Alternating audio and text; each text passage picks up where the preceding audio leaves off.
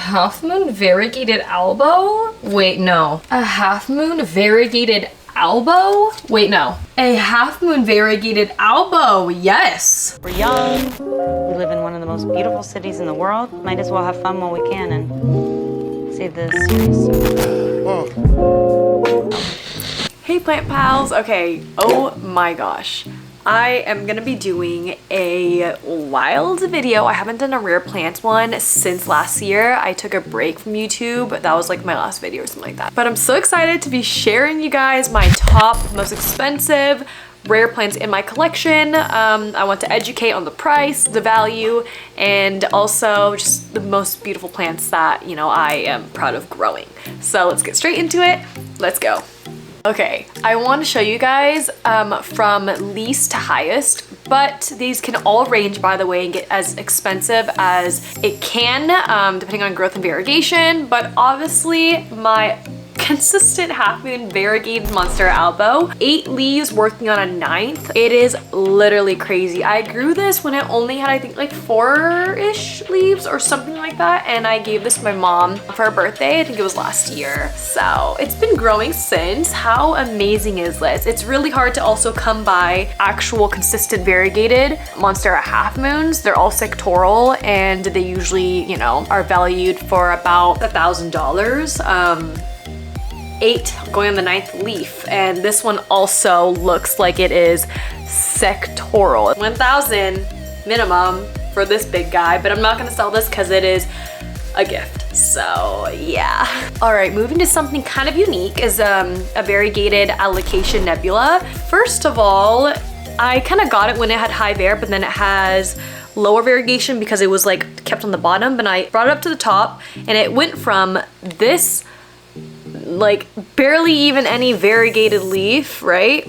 Look at that. It's like barely any variegation to this big bad boy. Wow. It is so bright and amazing. I think this one has more speckled variegation depending on the light that you give it. This is valued at 2K because I bought it a little bit over 2K, and I would just value it at about the same or a little bit less than that. So 2K. Okay, this is insane. I made a TikTok about this, but this is one of my recent buys. It is a skindapsis mayari. It is a Philippines cultivation, and look, that is super minty. The genetics are just crazy. With these type of skindapsis, it doesn't melt, under my experience at least, and it's super thick. 6 leaves, so I'm super excited to grow this one for the summer and then maybe share like 1 cutting or something like that, because it can't get better than this, guys. It literally is a luxury plant, like OMG. Okay, this one's gonna surprise you because you can't even see in the pot at all, but I've been keeping it in here. It is a variegated biliate, or variegated billy, and currently it has 1, 2, 3, 4, 5 leaves, all variegated all around. I cut it back in December, and now I have 5 leaves because it was a rooted stump. So this is also valued at 2.5K, which is crazy. I got this when it was a baby plant with also 4 leaves, but I traded a top cut for something that I kind of wanted back then. These are extremely rare, and it really does depend on the variegation, like I said.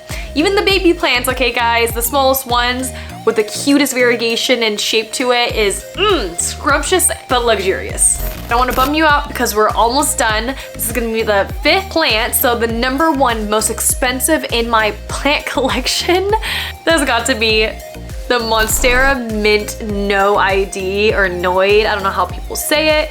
This one has consistent half moon and then low var splattered and half moon variegation, so it switches on and off. I got this as, I think, a 3-leaf cutting, and so far it's rewarded me with this one.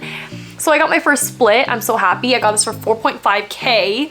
It was already rooted in semi-hydroponics like I wanted to, and it was a local pickup down in Portland. 3 leaves. Yeah, the plant market back then, okay, no hate for my spending buys. I already know I have a spending problem, but you guys have to realize that back then these were way more in value versus now, since it's growing season. It went down a little bit, but it's still at a very, very high price. So if you are willing to to pay for the price. It all just depends on how much you value the plant, okay? And how much money you have, I guess, saved up. That's basically it. I just wanted to show you guys my updated collection, I guess, since last year. I don't have any anthuriums in my collection whatsoever. I am a variegated hoe, basically. So thank you so much if you got this far to my video. I just want to thank you guys so much for the support. Please, please, please don't forget to like, subscribe, comment down below. All my socials will be tagged, and don't forget to turn on that post notification. That way you know that I'm always posting throughout the entire week. And that's basically it. Can't wait to see you guys in the next video. Bye! I fall in love too easily. I've fallen